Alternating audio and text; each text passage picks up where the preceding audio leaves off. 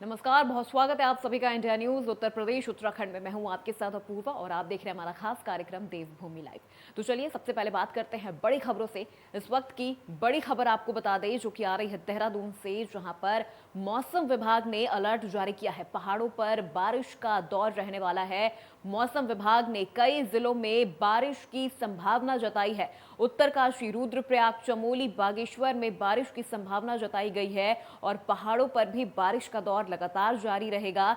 मौसम विभाग ने कई जिलों में बारिश की संभावना जताई है और इसके बाद मौसम विभाग ने अलर्ट भी जारी कर दिया है। रुद्रप्रयाग, चमोली, बागेश्वर में बारिश की संभावना जताई जा रही है, जिसके बाद मौसम विभाग ने अलर्ट जारी कर दिया है।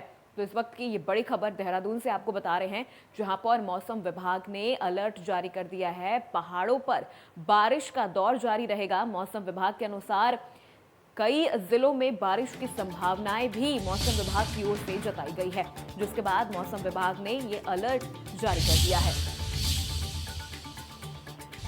तो इस वक्त की ये बड़ी खबर देहरादून से, मौसम से संबंधित बड़ी खबर आपको बता रहे हैं, जहां पर मौसम विभाग ने अलर्ट जारी कर दिया है। पहाड़ों पर बारिश का दौर जारी रहने की घोषणा की गई है। मौसम विभाग ने कई जिलों में बारिश की भी संभावना जताई है, जिसके बाद मौसम विभाग ने अलर्ट जारी कर दिया है।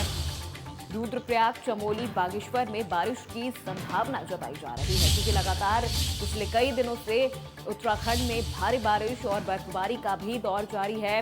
तो ऐसे में एक बार फिर मौसम विभाग की ओर से अलर्ट जारी किया गया है। साथ ही साथ पहाड़ों पर बारिश को लेकर ये कहा गया है कि पहाड़ों पर बारिश का जो दौर है वो जारी रहेगा और इसके बाद मौसम विभाग ने अलर्ट जारी कर दिया है। कई जिलों के लिए ये बताया गया है कि वहां पर भी भारी बारिश होगी। रुद्रप्रयाग, चमोली, बागेश्वर में बारिश को लेकर मौसम विभाग की ओर से अलर्ट जारी किया गया है।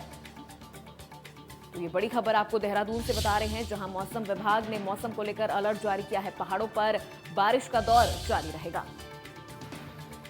तमाम जानकारी के साथ हमारे संवाददाता रोहित सोनी हमारे साथ जुड़ गए हैं। रोहित, क्या कुछ स्थिति इस वक्त उत्तराखंड में देखने को मिल रही है, क्योंकि मौसम विभाग ने भी अब अलर्ट जारी कर दिया है। रुद्रप्रयाग, चमोली, बागेश्वर में भी बारिश की संभावना जताई जा रही है। बिल्कुल, देखिए मौसम विभाग ने पहले ही पूर्वानुमान जारी किया था, जिसके तहत प्रदेश के कई जिलों में जो है भारी बारिश की संभावना जताई थी। इसके अलावा मैदानी जिलों में भी, यानी कि मैदानी क्षेत्रों में बात करें तो उसमें भी कुछ जगहों पर छुटपुट बारिश के साथ ही हल्की फुल्की बारिश की संभावना जताई थी। तो वर्तमान स्थिति यह कि फिलहाल भी मैदानी क्षेत्रों में खासकर धूप निकली हुई है, लेकिन पर्वतीय क्षेत्रों में कुछ जगहों पर बादल जो छाए हुए हैं और उच्च हिमालयी क्षेत्रों पर जो हल्की फुल्की बारिश होने की संभावना जताई गई है। तो ऐसे में जो खासकर चारधाम यात्रा में आने वाले श्रद्धालुओं के लिए जो है एडवाइजरी के रूप में यह कहा गया है कि जो भी चारधाम में यात्री आ रहे हैं वह सावधानी बरतें, क्योंकि तापमान में थोड़ी गिरावट देखी जा रही है। तो ऐसे में उनको गर्म कपड़े लाने की जरूरत है और कुछ अपना खासा ख्याल रखने की जरूरत है। यही वजह कि मौसम विभाग ने फिलहाल अलर्ट जारी कर दिया है। तो ऐसे में उन्हें देखी जा रही है कि चारधाम में आने वाले यात्री अपना थोड़ा ख्याल रखेंगे। इसके अतिरिक्त हम बात करें तो प्रदेश के तमाम हिस्सों में जो है हल्की फुल्की बारिश होने की संभावना जताई गई है, जिसका असर जो काम से देखने को मिल जाएगा। जी जी बिल्कुल रोहित, क्योंकि यहाँ पर इस तरह के मौसम से सबसे ज्यादा जो दिक्कत हो रही है वो चारधाम यात्रा पर आए हुए श्रद्धालुओं को हो रही है, क्योंकि जो स्थानीय निवासी है वो कहीं ना कहीं खुद को ऐसे मौसम में अडेप्ट करने की जो कला है वो जानते हैं, लेकिन जो चारधाम यात्रा के लिए श्रद्धालु आ रहे हैं उनको काफी ज्यादा दिक्कतें हो रही हैं। बिल्कुल, देखिए यह लाजमी है, क्योंकि उत्तराखंड राज्य की जो विषम भौगोलिक परिस्थितियां हैं, यहाँ के रहने वाले लोग उनसे अच्छी तरह से वाकिफ हैं। लेकिन इसकी तरह अगर हम बात करें तो अन्य जगहों से, अगर मुख्य रूप से देखें जो मैदानी इलाकों से बिल्कुल लोग आते रोहित, हैं। आप हमारे साथ बने रहिएगा। एक और बड़ी खबर इस वक्त आ रही है, आपको बता दें इस वक्त की एक और बड़ी खबर।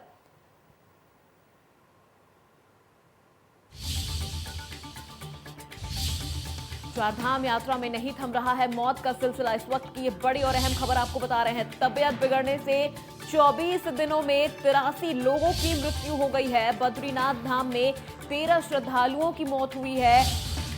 केदारनाथ धाम में भी 41 श्रद्धालुओं की मौत हो गई है। ये बड़ी खबर इस वक्त की आपको बता रहे हैं। गंगोत्री में 4 और यमुनोत्री में 25 श्रद्धालुओं की मौत हुई है और लगातार श्रद्धालुओं की मौत का जो आंकड़ा है वो बढ़ता जा रहा है। ये सिलसिला थम नहीं रहा है। चारधाम यात्रा में श्रद्धालुओं की मौत का सिलसिला थम नहीं रहा है। 24 दिनों में 83 लोगों की मृत्यु हुई है। बद्रीनाथ धाम में 13 श्रद्धालुओं की मौत हो गई है।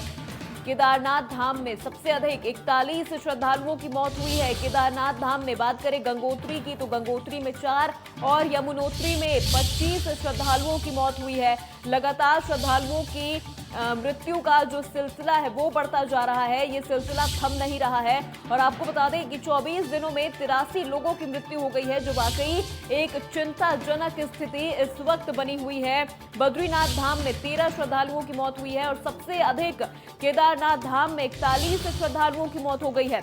गंगोत्री में 4 और यमुनोत्री में 25 श्रद्धालुओं की मौत हुई है। इस वक्त की ये बड़ी खबर आपको बता रहे हैं।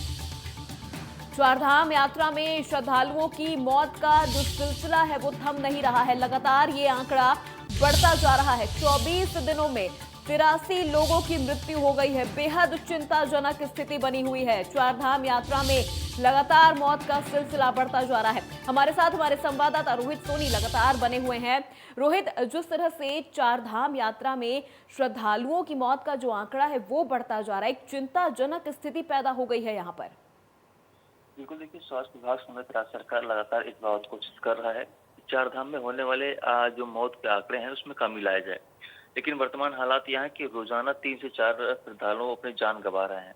इसकी मुख्य वजह जो बताई जा रही है कि दरअसल जो लोग मैदानी क्षेत्रों से आ रहे हैं चारधाम की यात्रा पर, उनके जो वातावरण से जो एडजस्टमेंट यानी कि बॉडी का टेम्परेचर मैनेज करना या बैलेंस करना होता है वह नहीं हो पाता। क्योंकि अधिकारियों का यही कहना है कि जो पहले चारधाम की यात्रा चलती थी तो उस दौरान लोग करीब 8 से 10 दिन का सफर तय करके चलते थे कि 8-10 दिन में धीरे धीरे आराम से जो है वो चारधाम की यात्रा पूरा करते थे। लेकिन वर्तमान समय यह है कि जिस तरह से हमारा हाईटेक होते जा रहा है तो ऐसे में लोग अपने प्राइवेट वाहनों से आते हैं और सोचते हैं कि 24 घंटे के भीतर ही जो है 1 से 2 धामों के दर्शन कर लें।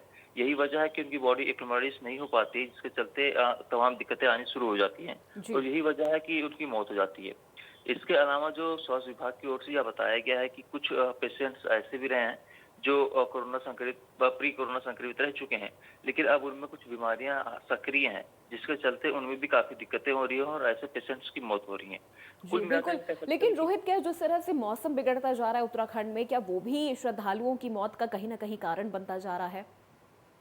बिल्कुल देखिए, मौसम एक असर जरूर डालता है क्योंकि अगर हम मैदानी क्षेत्रों की बात करें तो वहाँ टेम्परेचर जो है 40+ डिग्री हुआ है, लेकिन वही पर्वतीय क्षेत्रों में जाते हैं तो हमें 4 से 5 डिग्री सेल्सियस जो है तापमान मिलता है। तो ऐसे में काफी डिफरेंस है दोनों के बीच में। यही वजह है कि बॉडी हमारी जो है वहाँ पर एडजस्ट नहीं कर पाती है, जिसके चलते अचानक जो है तो अटैक पड़ते हैं या फिर सांस में लिया नहीं जाता। यही वजह है कि जो पेशेंट जो थोड़े बहुत बीमार भी हैं या फिर जो एजेड पेशेंट है वो सीधा 40 डिग्री से जब 5 डिग्री टेम्परेचर पे जाते हैं तो अचानक उनकी जो बॉडी है काम करना बंद कर देती है। यही वजह है कि उनकी मौत हो जाती है और ऐसे लोगों की मौत हुई। लेकिन क्या रोहित, यहाँ पर आप ये बता सकते हैं कि जिन श्रद्धालुओं की मौत हो रही है उनमें सबसे अधिक जो संख्या है वो क्या बुजुर्गों की है?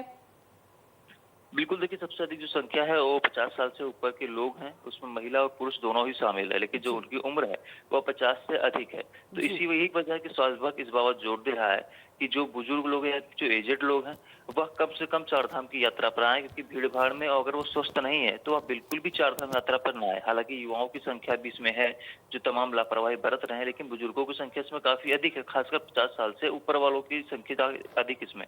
इसकी तरह अगर हम बात करें तो लगातार जिस तरह से जो मौसम बदल रहा है उसका एक बड़ा फैक्टर जो है देखने को मिल रहा है। इसके ऐसे में जो चारधाम यात्रा पर लोग आ रहे हैं, राज्य सरकार यही अपील उनसे लगातार करती जा रही है कि वह लोग, अगर उन्हें लगता है कि कोई स्वास्थ्य परीक्षण की जरूरत है, जितने भी स्वास्थ्य केंद्र बनाए गए हैं वहाँ तत्काल प्रभाव से पहुंच के बाद स्वास्थ्य परीक्षण कराए, उसके बाद ही अपनी यात्रा को जो है आगे बढ़ाए।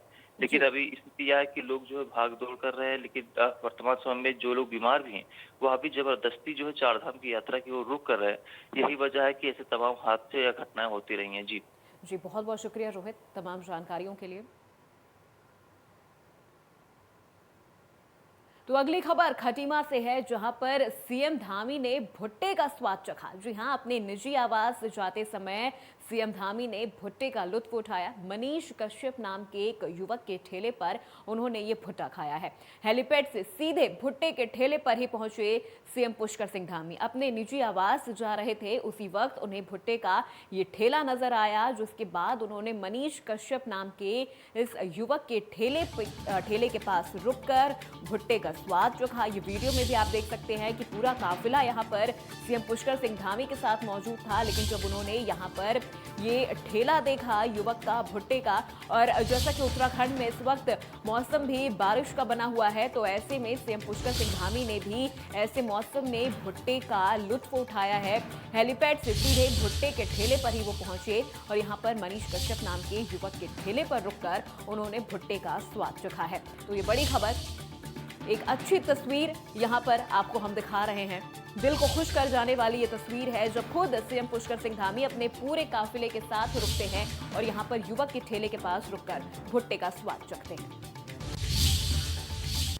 तो चलिए बढ़ते खबरों में आगे बात करें उत्तराखंड चार धाम की यात्रा की। तो ये यात्रा जोरों शोरों पर चल रही है। वर्तमान समय में चार धाम में आने वाले श्रद्धालुओं की संख्या में रिकॉर्ड तोड़ते हुए महज 23 दिनों में 10 लाख का आंकड़ा पार कर लिया है। लेकिन चार धाम में आ रहे श्रद्धालुओं को तमाम दिक्कतों का भी सामना करना पड़ रहा है, जिसे देखते हुए कैबिनेट मंत्री प्रेमचंद अग्रवाल ने संबंधित विभागीय अधिकारियों के साथ बैठक की है और चार धाम यात्रा को लेकर तमाम जानकारियां हासिल की हैं। जोरों शोरों पर चल रही है चार धाम की यात्रा, लेकिन श्रद्धालुओं को तमाम तरह की दिक्कतों का भी सामना करना पड़ रहा है। खासतौर पर बिगड़ता मौसम इस वक्त श्रद्धालुओं की सबसे बड़ी परेशानी बना हुआ है। लेकिन बात करें 23 दिन में 10 लाख का आंकड़ा भी श्रद्धालुओं का पार हुआ है।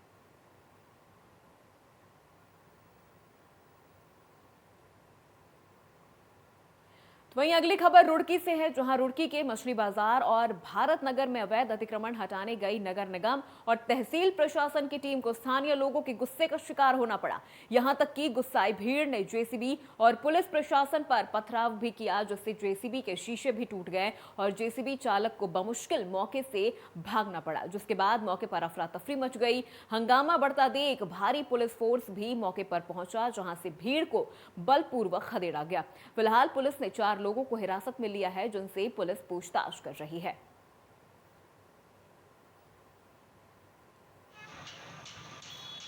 रुड़की में अवैध अतिक्रमण हटाने गई टीम पर हमला हो गया, पथराव भी किया गया, स्थानीय लोगों के गुस्से का शिकार होना पड़ा। टीम को जेसीबी और पुलिस प्रशासन पर भी पथराव किया गया। दुकान के बाहर टीन शेड हटाते समय एक दुकानदार नीचे गिर गया, जिसके बाद गुस्साए लोगों ने जेसीबी चालक पर पथराव कर दिया। उत्तरकाशी चार धाम यात्रा के सफल संचालन और यात्रा व्यवस्थाओं को सुगम और सुदृढ़ बनाने के उद्देश्य से प्रदेश कैबिनेट मंत्री डॉक्टर धन सिंह रावत ने गुरुवार को जिला सभागार उत्तरकाशी में यात्रा से जुड़े अधिकारियों की अहम बैठक ली। जिले के दोनों धाम श्री यमुनोत्री और श्री गंगोत्री धाम में यात्रा व्यवस्थाओं की समीक्षा करते हुए कैबिनेट मंत्री ने अधिकारियों को जरूरी दिशा निर्देश दिए। कहा कि यात्रियों की स्वास्थ्य सुविधाएं मुहैया कराना हम सबकी पहली जिम्मेदारी है, इसलिए चार धाम यात्रा मार्ग, सीएचएससी, पीएचएससी, जिला अस्पताल में आवश्यक दवाई, ऑक्सीजन सिलेंडर, एम्बुलेंस, 108 की पर्याप्त उपलब्धता रखी जाए। कैबिनेट मंत्री ने कहा कि एम्बुलेंस और 108 का रिस्पांस टाइम कम होना चाहिए।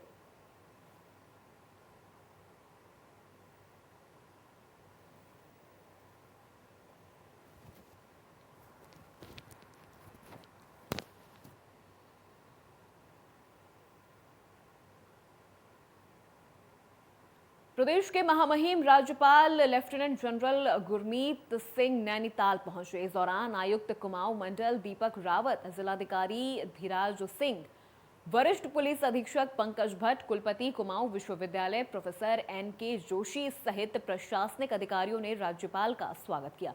मौके पर राज्यपाल ने कहा कि कुमाऊं मंडल में प्राकृतिक सुंदरता का अपना ही महत्व है। उन्होंने कहा कि यहां पर कई दर्शनीय पर्यटक स्थल हैं। राज्यपाल ने कहा कि कुमाऊं मंडल को गहराई से समझने के लिए तहसील एवं ब्लॉक स्तर तक भ्रमण की योजना है, ताकि वहां पर कार्य कर रहे लोगों से जानकारी प्राप्त की जा सके।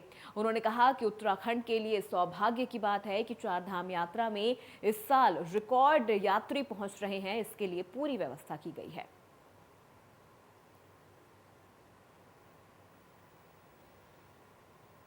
मुझे बहुत खुशी है कि मैं नैनीताल के इलाके में आया हूँ और दिल चाहता है कि कुमाऊं को बहुत ही डीपली अंडरस्टैंड करूँ। पहले भी मैं यहाँ पर आया था और मैं आपको बताना चाहता हूँ कि अभी मैंने हर एक डिस्ट्रिक्ट पे जाकर बहुत डिटेल ब्रीफिंग ली है और अभी मैं तहसील और ब्लॉक लेवल के ऊपर में जाकर चीज़ों को बारीकी से जानना चाहता हूँ। और स्पेशल इलाका तो अलग से एक प्राकृतिक सुंदरता में अपना ही एक स्थान बनाता है और कुमाऊं के जितने भी निवासी हैं अपने आप में एक मेरे दिल में बहुत उनके लिए गहरा प्यार है। ये एक बहुत ही बड़ा टूरिस्ट सेंटर है और जिस प्रकार आपने प्रश्न किया है मैं कहूँगा कि उत्तराखंड के लिए ये सौभाग्य की बात है कि अभी चार धाम की यात्रा चल रही है और जिस प्रकार से श्रद्धालु यात्री और जो आस्था के साथ में चार धाम में आ रहे हैं वो अपने आप में एक अलग ही लेवल है। अल्मोड़ा पुलिस लाइन के प्रशासनिक भवनों के लिए जल्द ही प्रस्ताव बनाया जाएगा। अल्मोड़ा पहुंचे प्रदेश के डीजीपी अशोक कुमार ने अल्मोड़ा के पुलिस लाइन के पुराने भवनों का जायजा लिया। इस दौरान उन्होंने कहा कि अल्मोड़ा में पुलिस लाइन को बने वर्षों बीत गए हैं, जिसके कारण इसके भवनों की हालत खराब हो गई है। अब इसके लिए नए प्रशासनिक भवन बनाने की प्रक्रिया शुरू हो गई है, जिसका जायजा लेने के लिए मैं यहाँ खुद आया हूँ। इस पर्पज से भी आया हूँ, इस बार इसका निर्माण कार्यों के एंगल से भी जायजा लेंगे। यहाँ पे हमारा टारगेट है कि एक नया प्रशासनिक भवन बनाया जाए पुलिस लाइन के लिए, तो क्योंकि उसकी ज़रूरत है। यहाँ पे पुलिस लाइन अल्मोड़ा बहुत ज़्यादा पुरानी हो गई है, जीर्ण शीर्ण हालत में, तो इसमें नया उसमें डालेंगे, नया निर्माण कराएंगे जरूर। किच्छा विधानसभा क्षेत्र में चल रहे अवैध खनन के खिलाफ स्थानीय कांग्रेस विधायक तिलक राज बेहड़ ने कांग्रेस कार्यकर्ताओं के साथ तहसील परिसर में धरना दिया है। विधायक ने खनन माफियाओं को राजनीतिक संरक्षण देने का आरोप लगाते हुए कहा कि प्रशासन, पुलिस और राजनीतिक संरक्षण के चलते अवैध खनन का कार्य जारी है, जबकि अवैध खनन को लेकर मुख्य सचिव और कमिश्नर को भी अवगत कराया जा चुका है, लेकिन उन्होंने अवैध खनन करने वालों के खिलाफ अभी तक कोई कार्रवाई नहीं की है। गौरतलब है कि किच्छा के शांतिपुरी में खनन विवाद को लेकर पिछले दिनों बीजेपी के महामंत्री संदीप कार्की की हत्या भी कर दी गई थी।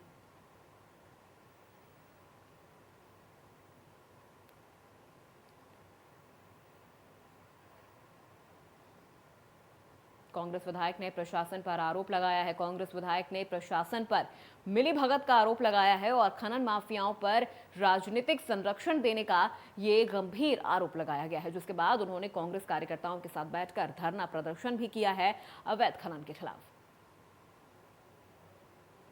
पौड़ी के यमकेश्वर में कैंप संचालक मनोज सिंह ने एकलव्य कैंप संचालक पर उनके साथ गाली गलौज करने का आरोप लगाया है।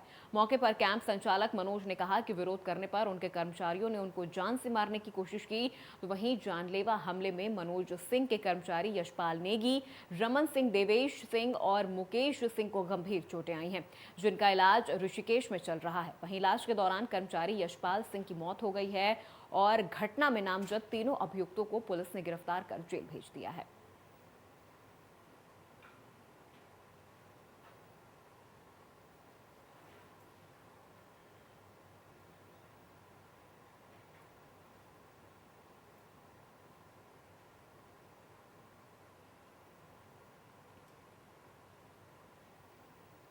सेना में निकली पोर्टर और ट्रेडमैन की भर्ती में शामिल होने के लिए देश भर से हजारों युवा धारचूला पहुंचे हैं। सेना में 549 पोर्टर पद और 51 पद ट्रेडमैन के लिए निकली है और इस दौरान कुल 600 पदों पर भर्ती के लिए हजारों युवा धारचूला पहुंचे हैं। वहीं एक साथ हजारों लोगों के धारचूला पहुंचने से वहां अव्यवस्था भी उत्पन्न हो गई है। भर्ती में आए युवाओं को खाने और रहने में काफी दिक्कतों का सामना करना पड़ रहा है। भर्ती में आए युवक घरों के बरामदे, वकीलों के चैम्बर और धर्मशाला में रात बिताने को मजबूर हैं, तो वहीं एक साथ हजारों युवाओं के भर्ती में आने से प्रशासन भी बेबस नजर आ रहा है।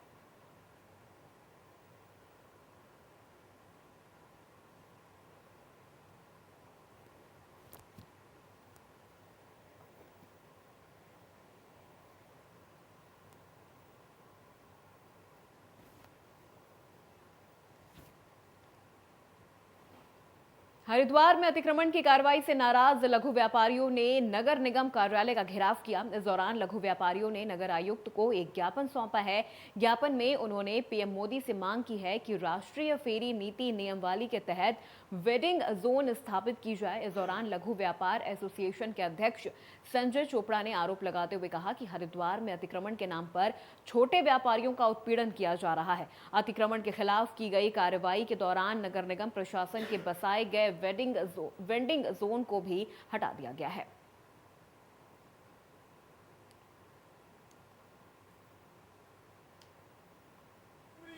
आज हरिद्वार नगर निगम द्वारा 15 वेंडिंग जोन बनाए गए हैं। 15 वेंडिंग जोन का नोटिफिकेशन हो रखा है 2012 का, और अब तक सिर्फ 2 वेंडिंग जोन ही विकसित हुए हैं, और तमाम वेंडिंग जोनों के अंदर आप अतिक्रमण अभियान चला रहे हैं। अभी ये ML सहायक नगर आयुक्त हैं, ये पोस्ट ऑफिस पे जाते हैं और पोस्ट ऑफिस से जो है जो 50 का वेंडिंग जोन है वहाँ से सारे वेंडरों को हटा देते हैं। अरे संयुक्त टीम का गठन इसलिए किया होगा जिलाधिकारी महोदय ने कि आप बताएं कि अतिक्रमण कहाँ हो रखा है, अतिक्रमण कहाँ है कहाँ नहीं है। निगम को इसलिए सम्मिलित किया जाता है उस टीम के अंदर कि आप बताएंगे अतिक्रमण कहाँ है कहाँ नहीं है, लेकिन आप जिला प्रशासन को गुमराह करने का काम कर रहे हैं। आपको बताना चाहिए था कि सर ये वेंडिंग जोन है और ये प्रचलन में है। तो मैं आपके माध्यम से कहना चाहता हूँ कि आज हमने माननीय प्रधानमंत्री जी को एक संबोधित ज्ञापन दिया है, उसकी प्रतिलिपि हमने मुख्यमंत्री जी को दी है। आज देवभूमि लाइव में फिलहाल मेरे साथ इतना ही। देखते रहिए इंडिया न्यूज़। 2012 का